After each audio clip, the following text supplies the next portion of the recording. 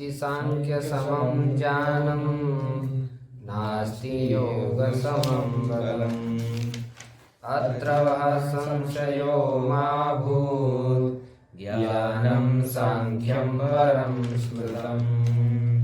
ओम शांति शांति शांति। श्री ईश्वर कृष्ण के द्वारा विरचित सांख्य तत्व का, सांख्य ज्ञान का संकलन करने वाली 72 कारिका, उसमें कल प्रथम कारिका का हमने विचार किया था। सकल मनुष्य मात्र की प्रवृत्ति दुख निवृत्ति करने के लिए हो रही है। सुखार्ता सर्व प्रवृत्तया, सभी जो प्रवृत्तियां होती है वो सुख के लिए होती है। तो सुख की प्राप्ति ज्ञान से ही होती है। दुख का कारण है अज्ञान, अज्ञान से ही दुख होता है। अज्ञान की निवृत्ति होने से दुख की निवृत्ति हो जाती है, कारण की निवृत्ति हो जाने से कार्य की निवृत्ति हो जाती है। तो अज्ञान निवर्तक है ज्ञान। सांख्य शास्त्र में जो ज्ञान कहा गया है, उस ज्ञान को प्राप्त करके मनुष्य आत्मस्वरूप का, परमात्मा स्वरूप का जो अज्ञान है उसका नाश कर देता है। उस ज्ञान से अज्ञान की निवृत्ति हो जाती है। नान्यः पंथा विद्यते अयनाय, परमात्मा को जानने के लिए और दूसरा कोई मार्ग शास्त्र में नहीं कहा गया। ऋते ज्ञानान न, ज्ञान के बिना मुक्ति नहीं है। ऐसे कई शास्त्र हैं, प्रमाण है। तो जिसमें ज्ञानादेव तो कैवल्यम, गरुड़ोपनिषद में कहा, ये गरुड़ पुराण में कहा। तो ज्ञान से ही मनुष्य को मोक्ष की प्राप्ति हो जाती है। मोक्ष का मतलब क्या है? सकल दुखों से छुटकारा, उसको मोक्ष कहते हैं। तो उस प्रकार का मोक्ष ज्ञान से ही प्राप्त होता है। तो ज्ञान का विरोध अज्ञान से है। अज्ञान के निवृत्ति होने पर सकल दुख की निवृत्ति हो जाती है। तो सकल दुख की निवृत्ति के लिए मनुष्य अपने अपने सोच के अनुसार, समझ के अनुसार प्रयास करता रहता है। तो सांख्य दर्शन में कहा गया कि सांख्य दर्शन में कहे गए जो तत्व है उसका यथार्थ यदि ज्ञान हो जाता है मनुष्य को, तभी सकल दुख की निवृत्ति हो सकती है। तो सकल दुख की निवृत्ति के लिए मनुष्य को उस सांख्य शास्त्रोक्त ज्ञान के विषय में जिज्ञासा करनी चाहिए। तो पूर्व पक्षी ने कहा कोई जरूरत नहीं, वो सांख्य शास्त्र में कहा हुआ ज्ञान प्राप्त करना इतना सरल थोड़ा है। जिस वस्तु के बारे में ज्ञान कहा जा रहा है वो सारी वस्तु अतीन्द्रिय है, और हमको जो इंद्रियों से वस्तु दिखाई दे रही है उसका ही यथावत ज्ञान होना क्या है? कठिन है। फिर अतीन्द्रिय वस्तु को तो कौन समझ पाएगा था? उसके लिए बड़ी तपस्या करनी पड़ती, संयम करना पड़ता है, और फिर ग्रंथ पढ़ने पड़ेंगे, फिर गुरु के पास जाके नाक रगड़ना पड़ेगा, गुरु की सेवा करनी पड़ेगी। कितने सारे उसमें उपाय है। ब्रह्मचर्य धारण करना पड़ेगा, और ये सारे कठिन से कठिन व्रत है। तो इसको धारण करने में ही क्लेश बहुत हो जाएगा। तो इसके लिए वो जो उपाय है वो करने की कोई आवश्यकता नहीं। आपको दुख ही निवर्तन करना है तो हम बताते हैं।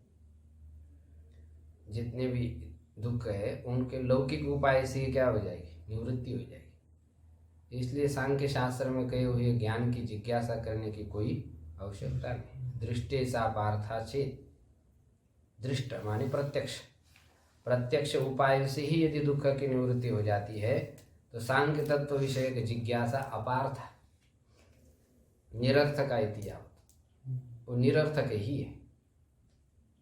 तो पूर्व पक्षी ने समझा दिया था दृष्ट जो दुख है उस दृष्ट उपाय से कैसे निवृत्त किया जा सकता है। 3 प्रकार के दुख बताए थे, आध्यात्मिक, आदि भौतिक और आदि दैविक। तो इन सभी उपायों, इन सभी दुख की निवृत्ति लौकिक उपाय से की जा सकती है। खूब प्रयास करे मनुष्य, कटिबद्ध होकर के निरंतर सुरक्षा करते रहे, तो लौकिक उपाय से भी बचता है मनुष्य, देखा जाता है। प्रधानमंत्री इतनी सुरक्षा करते लोग, सुरक्षा के लिए उसका कई करोड़ों रुपए खर्चा होता, दिन का ही होता, तो बच पा रहे कि नहीं तो एक दिन में थोड़ी सी ढिलाई कर दे तो पता नहीं लोग क्या करें। तो इस प्रकार कोई भी मनुष्य यदि किसी से बचना चाहता है तो उसके लिए क्या है, सुरक्षा की जाए वैसी, तो उससे बच जाएगा। तो बीमारियां होती है, बढ़िया दवाई ली जाए, डॉक्टर को रखा दिया जाए तो क्या हो जाए, बीमारी से मुक्त हो जाए। मानसिक कुछ समस्या है तो उसके लिए अच्छे अच्छे शास्त्र के पंडित अपने पास रखे, उसका निवर्तन करें। या फिर मानसिक विकार के वेग जैसे आ जाते हैं उसको पूर्ण किया जाए। काम पैदा हो जाता है, स्त्री संपर्क करे, क्रोध पैदा हो जाता है तो किसी के ऊपर गुस्सा भी कर ले तो शांत हो जाए। किसी को क्रोध नहीं करे तो क्या होता है, मन लगता ही नहीं उसे। तो दिन में एक बार झगड़ा हो जाए तो खुश कुछ कारण न हो तो भी कारण खोज करके झगड़ा कर लेते, तो गाली दे देते तो क्या हो जाते, खुश हो जाते। ऐसे कई व्यक्ति को दिन भर कोई व्यक्ति मिला ही नहीं, किसके ऊपर उसने गुस्सा किया ही नहीं। रास्ते में चलते चलते क्या कर दिया, कुत्ते के पूंछ के ऊपर ही पैर रख दिया, तो उसने भावा कर दिया तो गालियाँ उसको शुरू कर दी। तो क्यों गालियाँ दी, तो थोड़ी देर क्रोध कर दिया तो क्या होगा, शांत हो गया। तो जो भी वेग मानसिक उत्पन्न हो जाते हैं उसको आप कार्यान्वित कर ले। और क्या, आध्यात्म में कहा गया कोई भी वेग होता है तो उसको रोक ले, लेकिन आप रोक तो नहीं पाते सभी लोग। काम क्रोध लोभ के वेग इतने आसान थोड़ी होते, मनुष्य उसमें बही जाता है।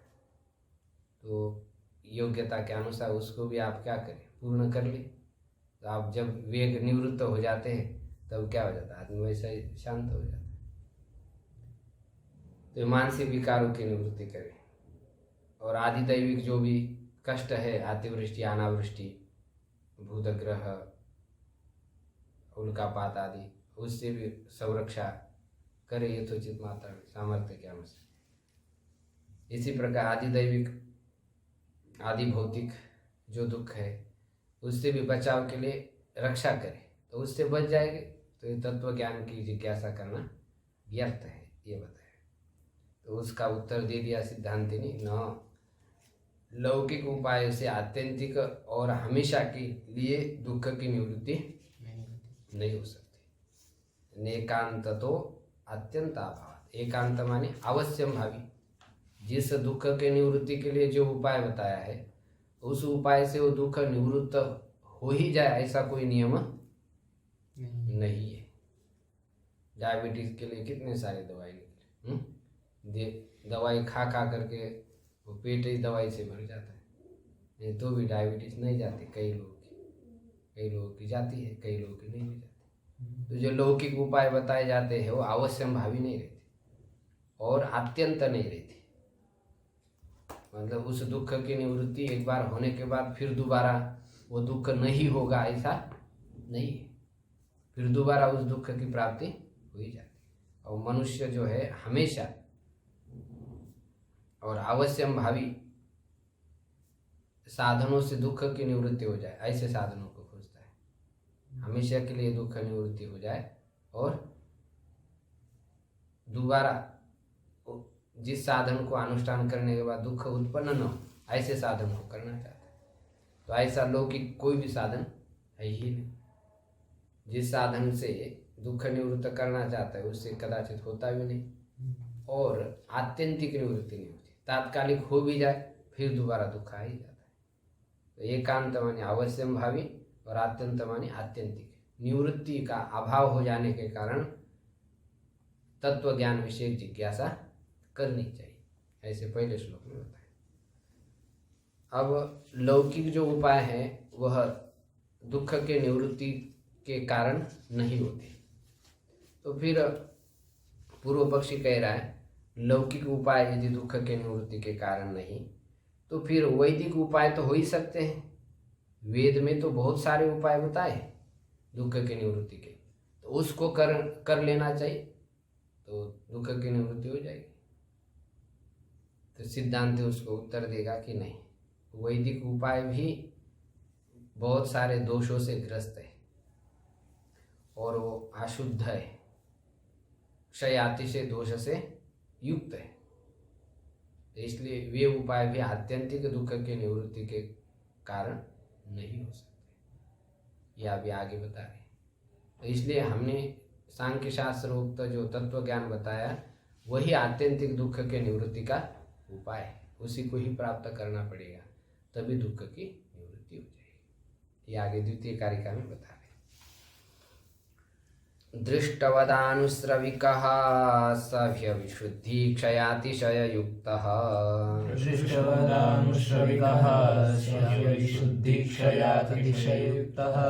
तद्विपरीतः श्रेयान् व्यक्ताव्यक्तज्य विज्ञानात्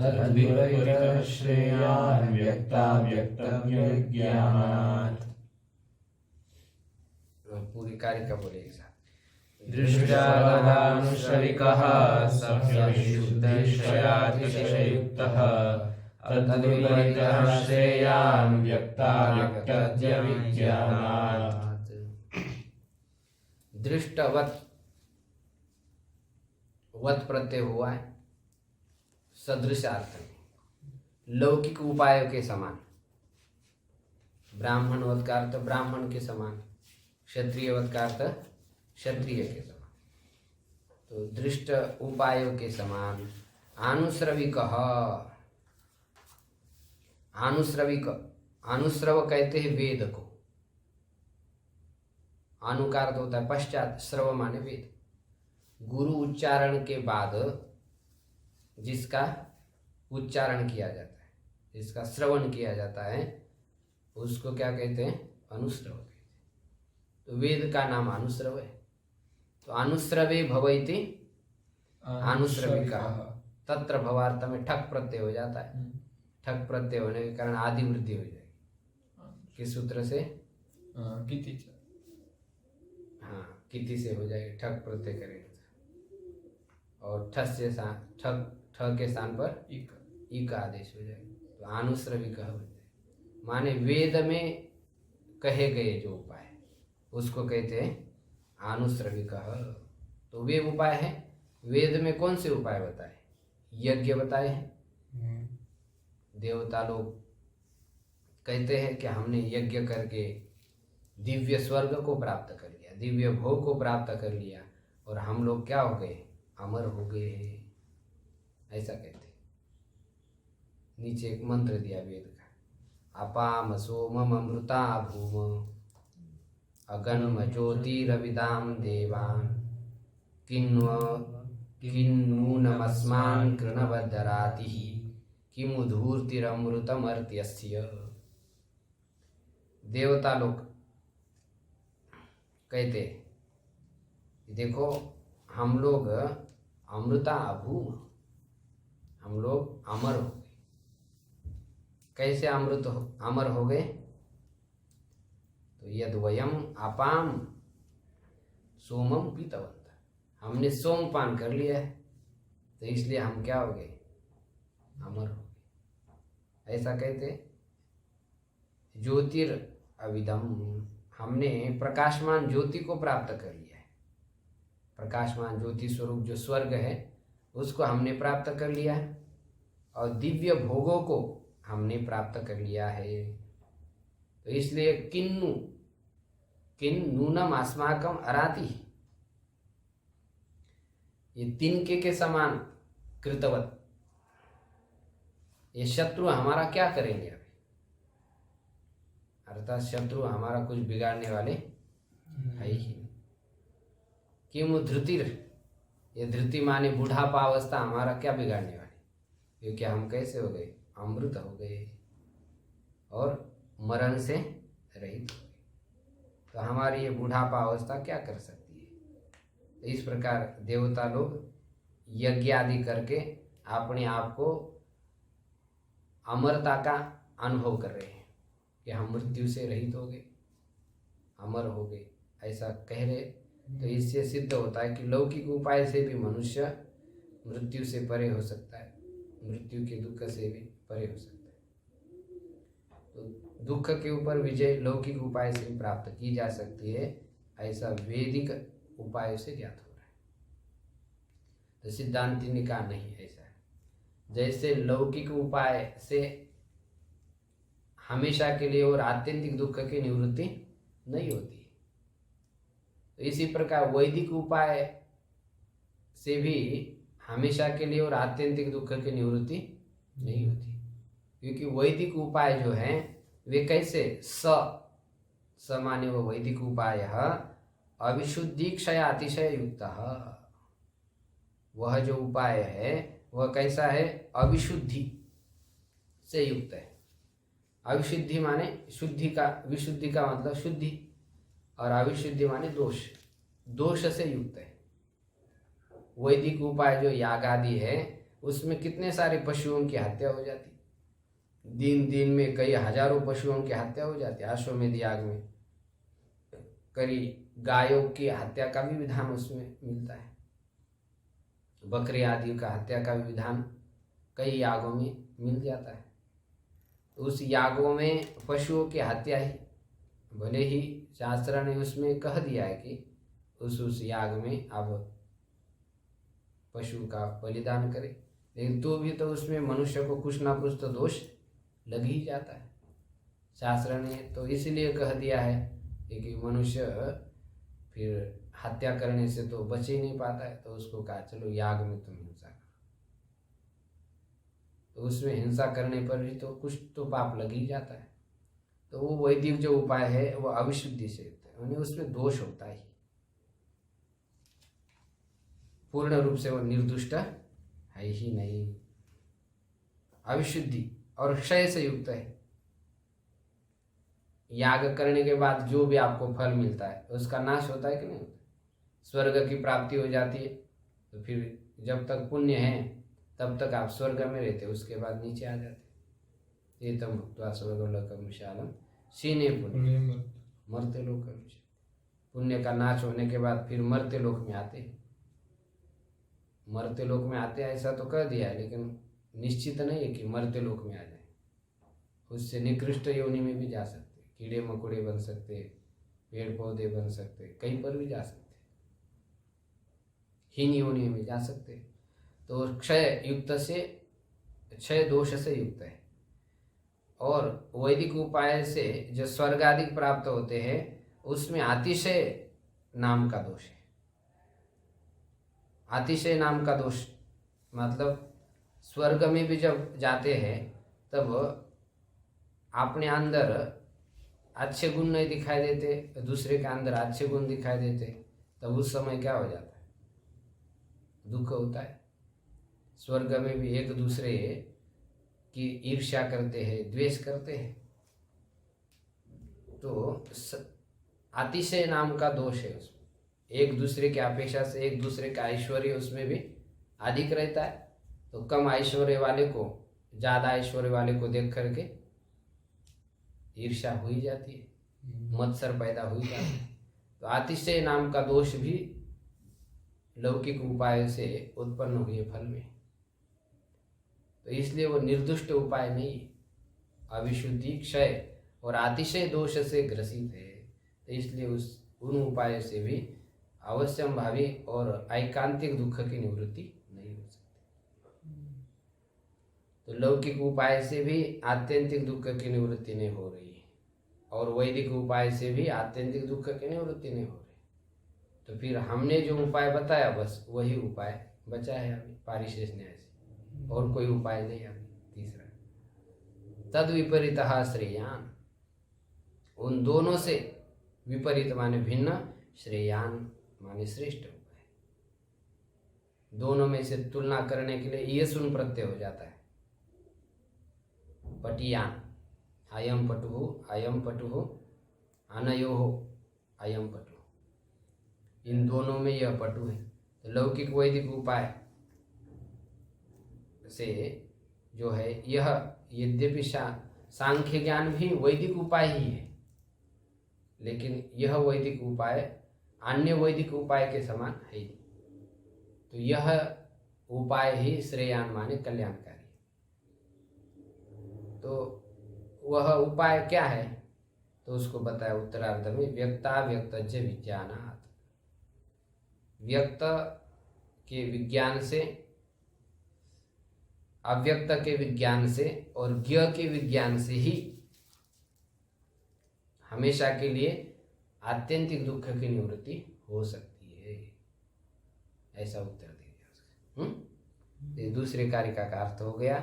लौकिक उपाय के समान वैदिक उपाय भी दुख के निवृत्ति के कारण हो सकते हैं, किंतु सिद्धांति ने उत्तर दिया नहीं, स अविशुद्धि क्षय अतिशय युक्त। वे जो उपाय है अविशुद्धि क्षय और अतिशय दोष से ग्रसित है। उसमें विद्वेष स्पर्धा आदि होती रहती है, तो उसमें कहाँ सुख रहता है मनुष्य, दुख रहता है। जहाँ द्वेष मत्सर आदि होते हैं, तो श्रेष्ठ उपाय इनसे भिन्न हमारे द्वारा कहा गया जो सांख्य ज्ञान है वही है। तो वो सांख्य ज्ञान क्या है? व्यक्त का विज्ञान। व्यक्त माने जो स्पष्ट दिखाई देता है उसको क्या कहते हैं? व्यक्त कहते हैं। तो व्यक्त तत्व कहते हैं महद बुद्धि और अहंकार, पंच तन्मात्रा, एकादश इंद्रिया और पंच महाभूत। इनको क्या कहते हैं? व्यक्त कहते हैं। अव्यक्त किसको कहते हैं? प्रधान को कहते हैं। सत्व रजस तमस, इन तीनों गुणों की साम्य अवस्था को प्रधान कहते हैं, अव्यक्त कहते हैं उसको। वो प्रकट नहीं दिखाई देता है। ये सब संसार प्रधान ही है, अव्यक्त ही है, लेकिन ये स्थूल उसका स्वरूप है। जो उसका वास्तविक स्वरूप है वह इंद्रिय गम्य नहीं है। असली स्वरूप अव्यक्ता का दिखाई नहीं देता है, वो भी आती इंद्रिय है, इसलिए उसको अव्यक्त कहते हैं। इंद्रिय के द्वारा प्रत्यक्ष नहीं होता। ज्ञान, जानाति थी जहाँ, ज्ञा धातु से क प्रत्यय हो जाता है। युग पदार्थ ज्ञा, प्री किरह कह, इसी से क प्रत्यय हो जाएगा। और आकार का लोप किस सूत्र हो जाएगा? आतो लोप टीचर। तो मिला देंगे तो क्या बनेगा? ज, जानाति थी ज। तो वो जानने वाला जो पुरुष है माने ज्ञान स्वरूप है, चैतन्य स्वभाव वाला, वह जो पुरुष है उसके ज्ञान से। तो इसमें जो व्यक्त अव्यक्त और ज्ञ, व्यक्त में 23 तत्व है, महत से लेकर के इंद्रियों तक, और अव्यक्त 24 और ज्ञ 25। इस प्रकार पंचविंशति तत्वों के ज्ञान से ही मनुष्य आत्यंतिक दुख की निवृत्ति कर सकता है, उसी से उसका कल्याण हो सकता है। तो व्यक्त अव्यक्त और ज्ञों में से क्या विशेष है, इसको अभी आगे बता रहे हैं। व्यक्त और अव्यक्त इनके स्वरूप को अभी आगे विशेष रूप से स्पष्ट कर रहे हैं। तीसरी कारिका में मूल प्रकृतिर विकृतिर महदाद्याः प्रकृति विकृतयः सप्त। मूल प्रकृति विकृतयः सप्त। षोडशकस्तु विकारो न प्रकृतिर्न विकृतिः पुरुषः। षोडशकस्तु विकारो न प्रकृतिर्न विकृतिः पुरुषः। जो पंचविंशति तत्व है उसमें 4 प्रकार के भेद कर रहे हैं।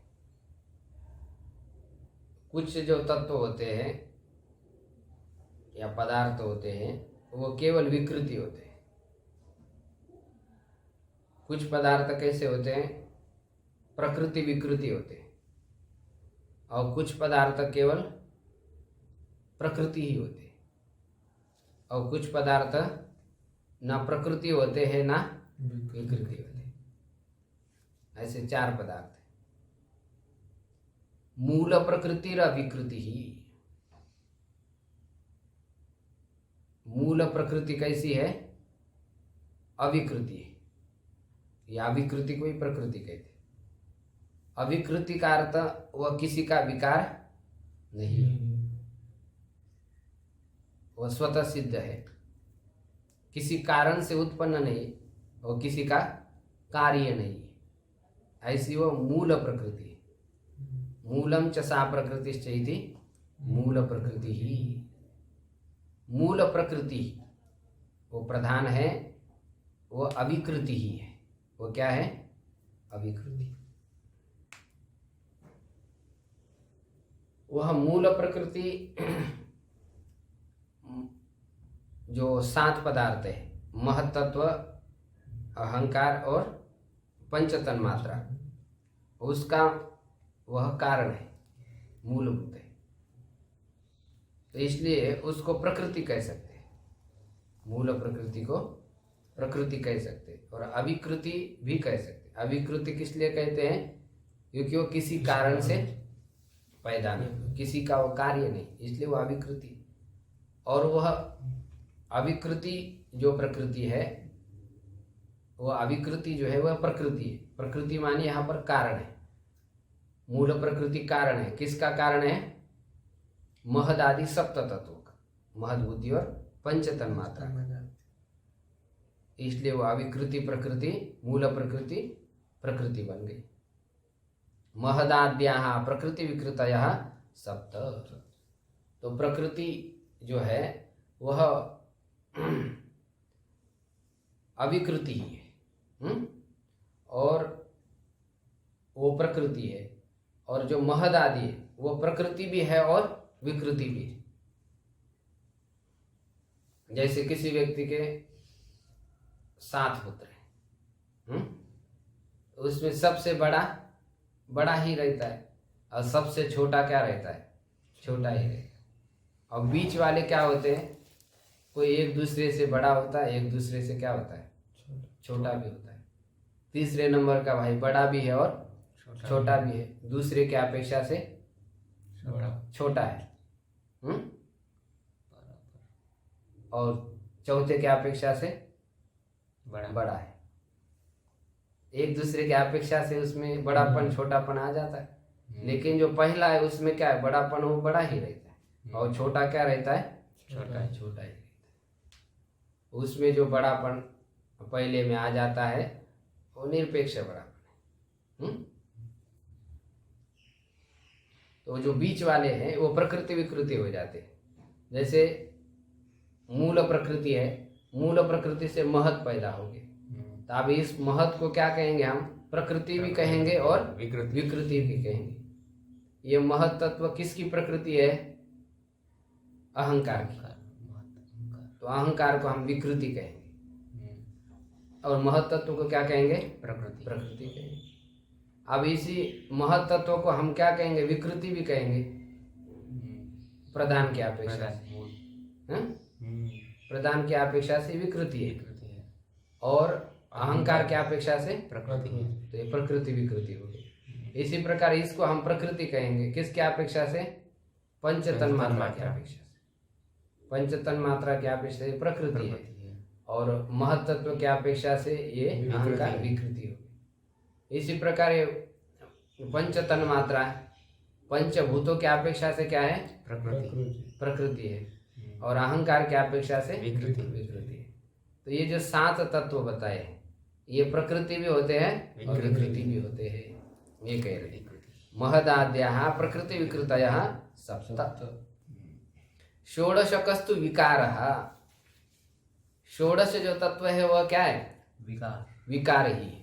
पंचभूत और 11 इंद्रिया, पंच ज्ञान इंद्रिय, पंच कर्म इंद्रिय और एक मन, ये विकार ही है। ये प्रकृति नहीं बनते, इससे कोई उत्पन्न नहीं होता है। पंचमहाभूतों से और इंद्रियों से कुछ उत्पन्न नहीं होता है का मतलब क्या है? पंचमहाभूतों से तो ये सारा संसार बनता ही, तो इससे भी कुछ उत्पन्न तो होता है लेकिन इनका तत्वांतर परिणाम नहीं होता है। कौन सा परिणाम नहीं होता है? तत्वांतर। तत्सजातीय कार्य उससे उत्पन्न हो जाता है। जैसे महज से एक तत्व पैदा हो गया, अहंकार, अहंकार से पंच तन्मात्रा, ऐसे पंचभूतों से और कोई दूसरा तत्व नहीं पैदा होता, तत्सजातीय कार्य उत्पन्न हो जाता, इसलिए उसको विकृति कहते हैं। वो किसी की प्रकृति नहीं, माने किसी विलक्षण तत्व का वह कारण नहीं है, वो विकृति ही है। तो ये विकृति है। षोडशकस्तु विकारो, षोडशक ये केवल विकार ही है, कार्य ही है। विकार शब्द का अर्थ कार्य, वो प्रकृति नहीं है। तो ये संदेह इसमें आएगा कि प्रकृति क्यों नहीं, कि सारा संसार पंचभूतों से पैदा हुआ है। इंद्रियों से तो वैसा कुछ पैदा नहीं होता है, ये दिखाई देता है, उससे ज्ञान हो जाते हैं, बस कुछ पैदा नहीं होता उससे। तो तत्वांतर परिणाम नहीं होता, ये बात ध्यान रखें। इसलिए वो केवल विकृति है। और न प्रकृति न विकृति पुरुषा, पुरुष ना किसी की प्रकृति है न विकृति है, ना वह विकृति है। किसी का वो कारण नहीं और किसी का कार्य कार्य। या प्रकृति विकृति शब्द का अर्थ कार्य कारण ही है। प्रकृति माने मूल कारण और विकृति माने कार्य। तो पुरुष ना किसी का कारण है ना किसी का कार्य है। जो कुछ पैदा हो रहा है वो सब प्रकृति से पैदा हो रहा है। तो वही कारण है, और जो कुछ कार्य है वो सब प्रकृति का ही है, इसलिए वो सब कार्य। तो पुरुष किसी से पैदा नहीं हुआ है और ना किसी का वो कारण भी है, इसलिए वो प्रकृति विकृति से अनुभय रूप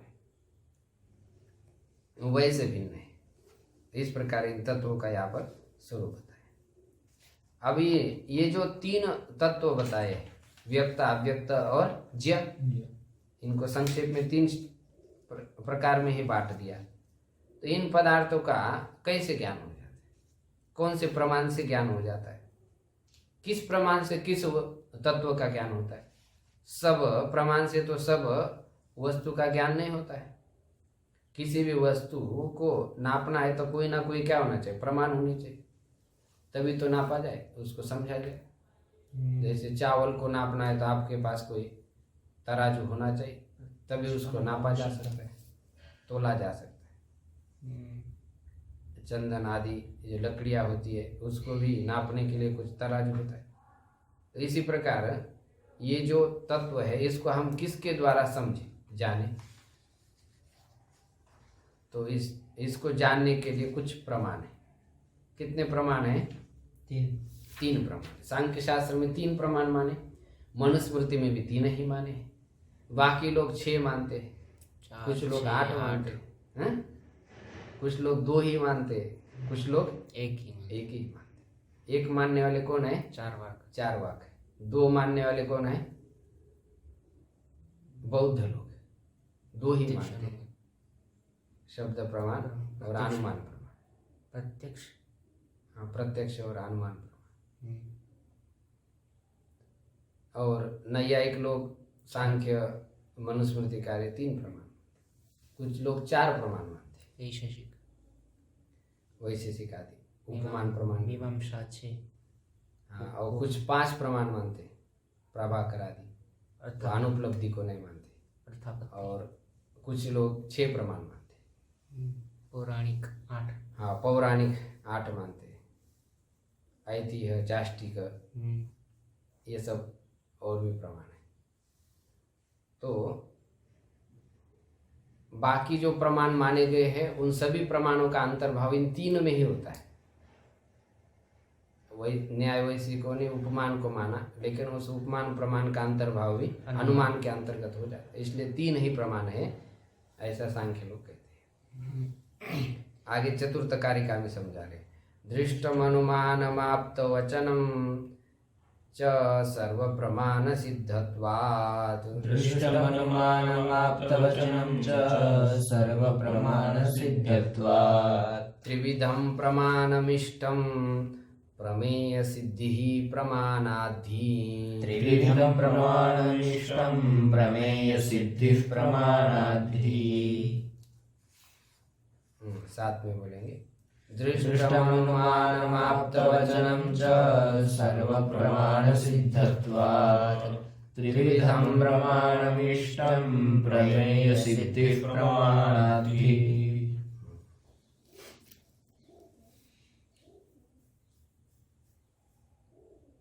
दृष्टम, दृष्टम का अर्थ प्रत्यक्षम, अनुमानम और आप्तवचनम, आप्तवचनम, माने शब्द। शास्त्र आगम प्रमाण, ये तीन ही प्रमाण है।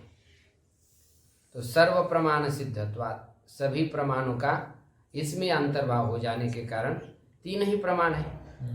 त्रिविधम प्रमाणम इष्टम, तीन ही प्रमाण क्या है? इष्ट है। क्यों प्रमाण मानने पड़ेंगे? प्रमाण के बिना ही काम चला लेंगे। तो कहते जितने भी प्रमेय होते हैं वो बिना प्रमाण से सिद्ध नहीं होते। रूप है, आप कहेंगे रूप है तो क्या प्रमाण? चक्षुर्ग्राह्य रूप, चक्षुर इंद्रिय से दिखाई दे रहा है इसलिए मानना पड़ेगा ना। तो जो प्रमेय होते, प्रमातुम योग्यम प्रमेय। प्रमेय, जो प्रमा ज्ञान का विषय होता है उसको क्या कहते हैं? प्रमेय। प्रमेय। और जिसके द्वारा जाना जाता है उसको क्या कहते हैं? प्रमाण। प्रमाण। प्रमीयते अनेनैति प्रमाणम। प्रमायः असाधारण कारणम प्रमाणम। प्रमा का यथार्थ ज्ञान का जो असाधारण कारण है उसको क्या कहते हैं? प्रमाण। प्रमाण कहते हैं। तो प्रमाण के बिना प्रमेय की सिद्धि नहीं हो सकती। ये कह रहे उत्तरार्ध में, प्रमेय सिद्धि ही प्रमाणाथि। प्रमाण क्यों मानने पड़ेंगे? क्योंकि ही का अर्थ क्योंकि, प्रमाणात प्रमाण से प्रमेय सिद्धि, प्रमेय की सिद्धि होती है। सिद्धि शब्द का अर्थ यहाँ पर ज्ञान। सिद्धि शब्द के तीन अर्थ होते हैं। सिद्धि का अर्थ उत्पत्ति होता है, ज्ञान भी होता है और प्रत्यक्ष भी होता है।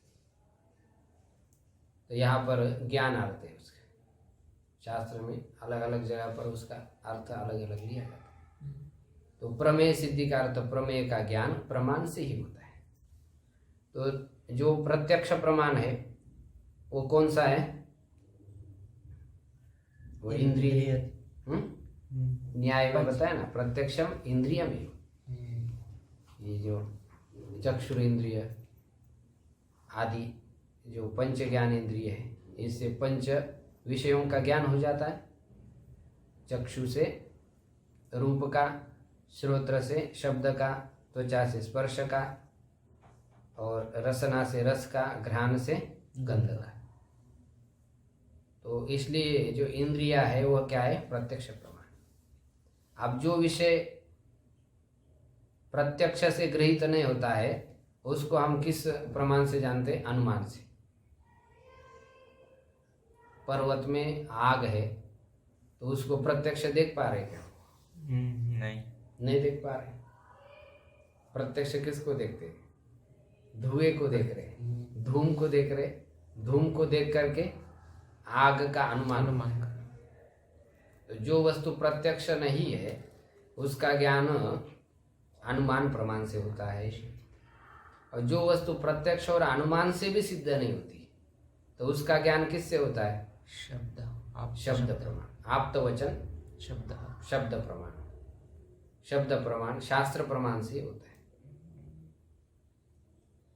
यथेन्द्र देवराजः उत्तराः कुरवः स्वर्गे अप्सरसः। इंद्र स्वर्ग का राजा है, स्वर्ग में अप्सरा है, अमृत है। ये ज्ञान किससे हो रहा है? शब्द प्रमाण से होता है। आत्मा है, आत्मा का भी ज्ञान किससे होता है? परमात्मा का भी ज्ञान किससे होता है? शब्द प्रमाण से होता है। तो इसमें शास्त्र ही प्रमाण है, आप्त पुरुषों के वाक्य प्रमाण। तो आप्त पुरुष किसको कहते हैं? जिसको साधन और फल के विषय में संशय विपर्य रहित ज्ञान है, उसको आप्त पुरुष कहते हैं। इस साधन को करने से इस फल की प्राप्ति अवश्य हो जाएगी, इस प्रकार का जिसको दृढ़ निश्चय है उसको आप्त वचन कहते हैं। जिसके अंदर राग द्वेष आदि विकार न हो, तो ऐसे पुरुष के वचन ही प्रमाण माने जाते हैं। जिस व्यक्ति के अंदर भ्रम, प्रमाद, करना पाटव और विप्रलिप्सा नाम के दोष होते, ये चार दोष होते तो उसके वाक्य प्रमाण नहीं माने जाते। किसी को भ्रम हो गया और किसी को कुछ समझ बैठा तो उसका वाक्य प्रमाण नहीं होगा। किसी के इंद्रिय में दोष है तो उसको भी जो ज्ञान होगा वो भी यथार्थ नहीं होगा, किसी को मोतियाबिंद हो गया और दिखता है सफेद और कह रहा है पीला दिखाई दे रहा है। तो कर्णा पाठव, कर्ण में पटुता ने सुनते समय वक्ता ने कुछ बोला और कान में बाधिर्य होने के कारण और कुछ समझ लिया तो उसको भी यथार्थ ज्ञान नहीं होगा। और विप्रलिप्सा, ठगाने की जो जिसके अंदर में क्या है इच्छा है तो उसका भी ज्ञान क्या नहीं होगा, यथार्थ नहीं होगा, प्रामाणिक नहीं होगा। कई लोग ठगाने के लिए ऐसा कर देते। बहुत ज़्यादा सत्संग हॉल में भीड़ हो तो अब बैठने के लिए कई जगह नहीं तो व्यक्ति सोचता अब कैसा बैठा है, सबसे आगे वाले व्यक्ति कहते अरे तुम जल्दी आ जा, जल्दी आ जा, तुम्हारी माता आ गई तुमको मिलने के लिए, पता नहीं क्या हो गया। तो अच्छा तो अब क्या किया जाए, छोड़ के जाएंगे तो फिर जगह चली जाएगी, अब माता आएगी बोला है तो फिर मिलना तो पड़ेगा। उठ के चला जाता है और कुर्सी पर जाके बैठ जाता है, बाहर जाके देखता है तो माता आई नहीं फिर दोबारा उसको कहीं वापस एंट्री होती है। इस प्रकार के जो वाक्य होते हैं वो क्या हो जाते, प्रामाणिक नहीं होते, वो भी प्रलंबन के वाक्य। विप्रलिप्सा, ठगाने की इच्छा, यदि ये दोष है तो उसके वाक्य भी प्रमाण नहीं होते।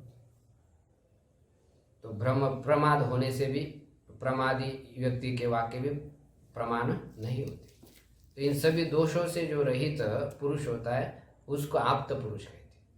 तो उस आप्त पुरुष के द्वारा उच्चारित जो वाक्य होते हैं वो प्रमाण होते हैं। ऐसे दो ही वैदिकम लौकिकंच वाक्य दो प्रकार के, वैदिक वाक्य और लौकिक वाक्य। वैदिक वाक्य सब ईश्वर के द्वारा कहे गए और जो लौकिक वाक्य है वो आप्त पुरुषों के द्वारा कहे। ये दोनों वाक्य प्रमाण होते हैं।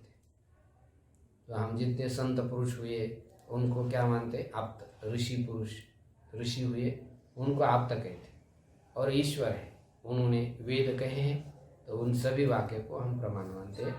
तो वैदिक वाक्य लौकिक आप्त पुरुषों के जो वाक्य उसको आगम प्रमाण कहते हैं। तो इसी तीन प्रमाण से ही प्रमेय की सिद्धि हो जाती है, अलग से और प्रमाण मानने की कोई आवश्यकता नहीं है।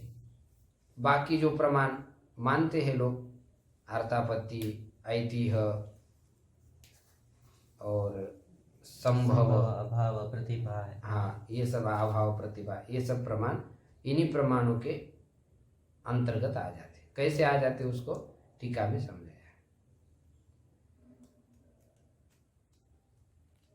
अब प्रमाण तीन बताए हैं तो उस प्रमाण के लक्षण आगे बताए। प्रत्यक्ष किसको कहेंगे, अनुमान किसको कहेंगे और आगम किसको कहेंगे, इसके लक्षण आगे दे रहे। प्रतिविषयाध्यवसायो दृष्टं त्रिविधमनुमानमाख्यातम्, प्रतिविषयाध्यवसायो दृष्टं त्रिविधमनुमानमाख्यातम्, तल्लिङ्गलिङ्गिपूर्वक माप्तश्रुतिराप्तवचनं तु, तल्लिङ्गलिङ्गिपूर्वकम् आप्तश्रुतिराप्तवचनं तु, प्रतिविषयाध्यवसायो दृष्टं त्रिविधमनुमानमाख्यातम्, तल्लिङ्गलिङ्गिपूर्वकम् आप्तश्रुतिराप्तवचनं तु। दृष्टम, दृष्ट प्रमाण का क्या लक्षण है, प्रतिविषयाध्यवसायो, इंद्रियों के जो अपने अपने विषय, श्रोत्रादि की इंद्रियों के अपने अपने जो शब्द आदि विषय है उस विषय में अध्यवसाय, अध्यवसाय का अर्थ प्रत्यक्ष, इसी को ही प्रत्यक्ष प्रमाण कहते हैं। इसमें थोड़ा सा सूक्ष्म ध्यान देंगे। नैयायिक लोग प्रत्यक्ष प्रमाण किसको कहते हैं, इंद्रिय को कहते हैं, और जो योग दर्शनकार है, सांख्य दर्शनकार है, वो इंद्रिय से उत्पन्न जो ज्ञान है उस ज्ञान को प्रत्यक्ष प्रमाण कहते हैं। इस पुस्तक को मैंने जाना तो यह ज्ञान प्रत्यक्ष प्रमाण। इंद्रिया केवल इस ज्ञान की प्रणालिका है, साधन है बस, वो प्रत्यक्ष प्रमाण नहीं। नैयायिक लोग इंद्रिय को ही प्रत्यक्ष प्रमाण मानते, सांख्य योग में प्रत्यक्ष प्रमाण उस इंद्रिय से उत्पन्न जो ज्ञान है उसको माने, और जिसको सांख्य लोग प्रत्यक्ष प्रमाण कहते हैं उसी को नैयायिक वैशेषिक प्रमा कहते हैं। इंद्रियार्थ सन्निकर्ष जन्य ज्ञानम प्रत्यक्षम। इंद्रिय और अर्थ से उत्पन्न जो संयोग से उत्पन्न जो ज्ञान है उसको प्रत्यक्ष प्रमा कहते हैं, और सांख्य लोग उसको प्रत्यक्ष प्रमाण कहते हैं। तो सांख्य मत के अनुसार प्रत्यक्ष प्रमा का लक्षण क्या है कि इसके बाद जब इस ज्ञान वाला मैं हूँ ऐसा जब ज्ञान हो जाता है तब उसको कहते हैं प्रत्यक्ष प्रमा। ये पुस्तक का मुझे ज्ञान हो गया और इस पुस्तक के ज्ञान वाला मैं हूँ ऐसा जब समझ लिया तो प्रत्यक्ष प्रमा आगे उत्पन्न हो जाता है, जिसको न्याय दर्शन में व्यवसायात्मक ज्ञान और अनुव्यवसायात्मक ज्ञान कहा। इस पुस्तक को मैं जानता हूँ, ये कौन सा ज्ञान है? व्यवसायात्मक ज्ञान। और इस पुस्तक के ज्ञान वाला मैं हूँ ऐसा जो ज्ञान है वो कौन सा है? अनुव्यवसायात्मक ज्ञान।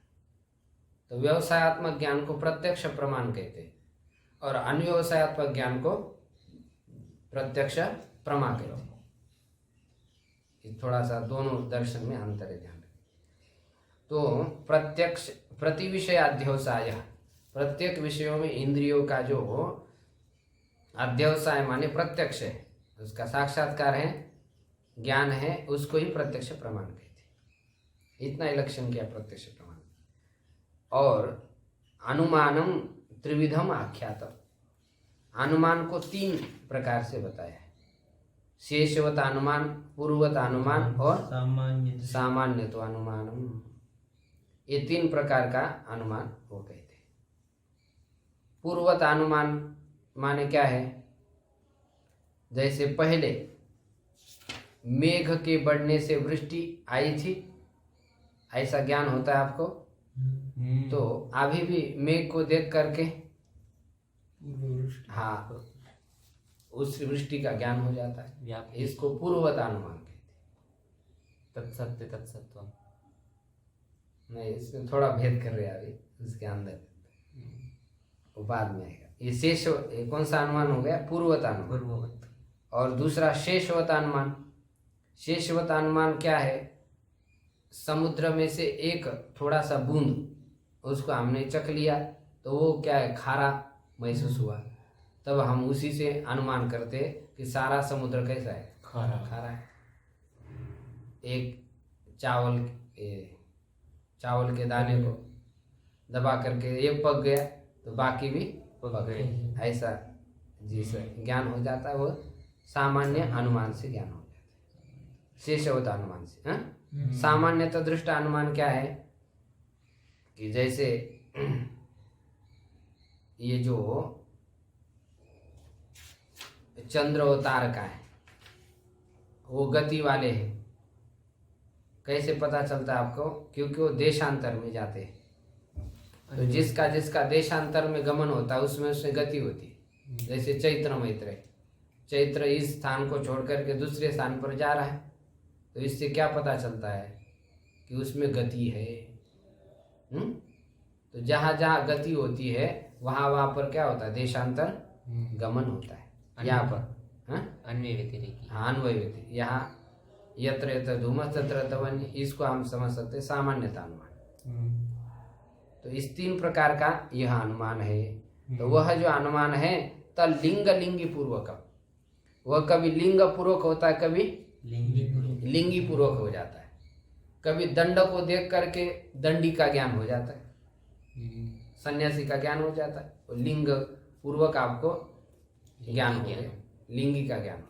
कभी लिंगी माने सन्यासी को देखा तो दंड का ज्ञान हो जाता है। तो इसको कहते लिंग लिंगी पूर्वकम। आप्त श्रुति ही, आप्त वचनम, जो आगम प्रमाण है वह क्या है? आप्त श्रुति ही। आप्त है आचार्य ब्रह्मादिक जो लोग हैं, जो महापुरुष है वो, और श्रुति माने वेद। तो आप्त और श्रुति इनके जो वचन है उसको आप्त प्रमाण कहते हैं। इस प्रकार 3 प्रकार के प्रमाण कहें। अब किस प्रमाण के द्वारा किसको सिद्ध किया जाता है उसको आगे कह रहे। सामान्यतस्तु दृष्टात् गतीन्द्रियाणां प्रसिद्धिरनुमानात्। सामान्यतस्तु दृष्ट्वा गतीन्द्रियाणां प्रसिद्धिरनुमानात्। तस्मादपि चासिद्धं परोक्षमाप्तागमात् सिद्धम्। तस्मादपि चासिद्धं परोक्षमाप्तागमात् सिद्धम्। सामान्यतस्तु दृष्टात् गतीन्द्रियाणां प्रसिद्धिरनुमानात्। तस्मादपि चासिद्धं परोक्षमाप्तागमात् सिद्धम्। तत्र प्रतीति अस्ति वा प्रसिद्धि अस्ति द्वितीय वो पाठ भेद है, कई जगह पर प्रतीति है, कई जगह पर प्रसिद्धि। सामान्यतः माने सामान्य रूप से दृष्टात्, दृष्ट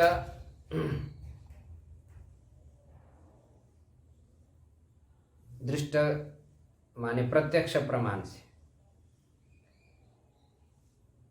इस लौकिक पदार्थ का ज्ञान हो जाता है। दृष्टात्,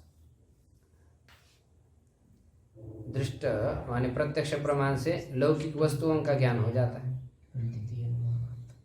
और आतीन्द्रियाणां प्रसिद्धि ही अनुमानात्, या प्रतीति माने ज्ञान। आतीन्द्रिय वस्तु का ज्ञान अनुमान से हो जाता है। प्रधान पुरुष ये आतीन्द्रिय है तो उसका ज्ञान अनुमान से हो जाता है। सामान्य तो दृष्टा अनुमान से उसका ज्ञान होता है। तस्मादपि चा सिद्धम, उसी से भी जो सिद्ध नहीं होता है। प्रत्यक्ष और अनुमान से भी जिसकी सिद्धि नहीं होती है तो परोक्षम आप्त आगमात सिद्धम। जो परोक्ष है हमारे लिए तो वह आप्त आगमात सिद्धम। आप्त और आगम माने शास्त्र से सिद्ध होता है, माने ज्ञात हो जाता है। जैसे ऊपर दृष्टांत आपको दे दिए थे।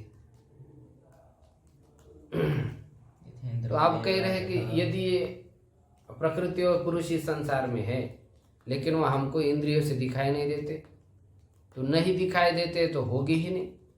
जैसे इस संसार में 3 सिर वाला कोई मनुष्य दिखाई नहीं देता है,